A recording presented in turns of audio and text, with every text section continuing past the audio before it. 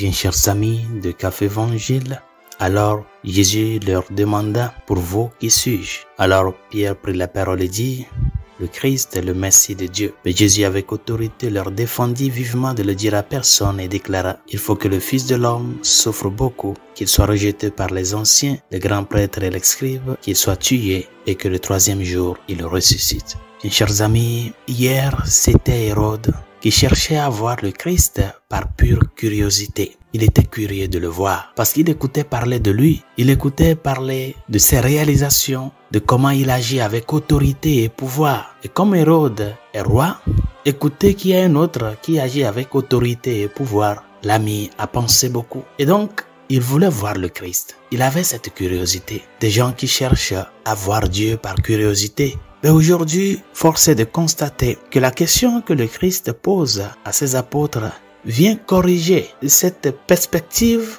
de chercher Dieu par curiosité. La question, pour vous qui suis-je, était vraiment une question pour amener les apôtres à une conscience pleine de qui il est Dieu. Et c'est pour cela la réponse de Pierre vient ratifier cette conscience-là. Tu es Jésus, tu es le Christ, le Messie de Dieu. Mais jusque-là, tout n'est pas réglé. Qu'est-ce que vous comprenez par le Messie? Parce qu'il y a encore là une question de curiosité. C'est-à-dire quelqu'un qui est venu juste balayer par le revers de la main les Romains qui les esclavisaient. On attendait un Messie qui en une seconde va balayer tous les ennemis d'Israël pour donner cette liberté entre guillemets au peuple. Et c'est là où le Christ vient leur montrer à travers l'annonce de la passion, son identité messianique. Le Messie qui vient sauver l'humanité le fera par la croix, par la souffrance. Dieu qui va accepter le supplice de la croix pour montrer à l'humanité que ses chemins ne sont pas nos chemins, que ses voies ne sont pas nos voies. Et ce Dieu-là, qui à ce moment crucial de la croix, pendait sur ce bois, lui qui est tout Dieu, lui qui le domine tout,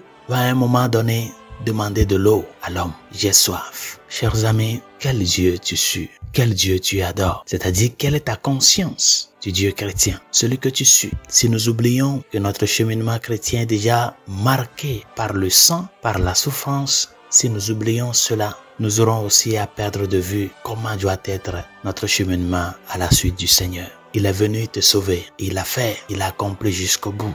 Au prix de son sang. Si tu cherches la commodité à la suite du Christ, sois conscient que cette commodité sera aussi marquée par la croix. Mais quand ces moments de difficulté de croix pour suivre le Christ arrivent dans ta vie par rapport à ta vie de père et de mère de famille, par rapport à ta vie comme un époux chrétien, une épouse chrétienne, par rapport à tes engagements devant la société, quand des moments de croix arrivent, n'oublie pas que lui qui est tombé 3 fois sur le chemin et qui s'est relevé pour continuer afin de gagner ta libération, il est prêt à te soutenir. La solution, ce n'est pas de rebourser chemin, mais la solution, c'est de s'appuyer sur celui qui tient fermement et solidement l'humanité par sa croix. Le témoignage chrétien doit par conséquent être un témoignage à la fois d'action de grâce, parce que notre bonheur, c'est Dieu qui nous l'a gagné, mais aussi d'engagement, parce que c'est Dieu qui nous a sauvés, l'a fait avec un esprit de don total dans l'amour. Cet amour qui, en mourant pour soi, fait fleurir des vies, fait fleurir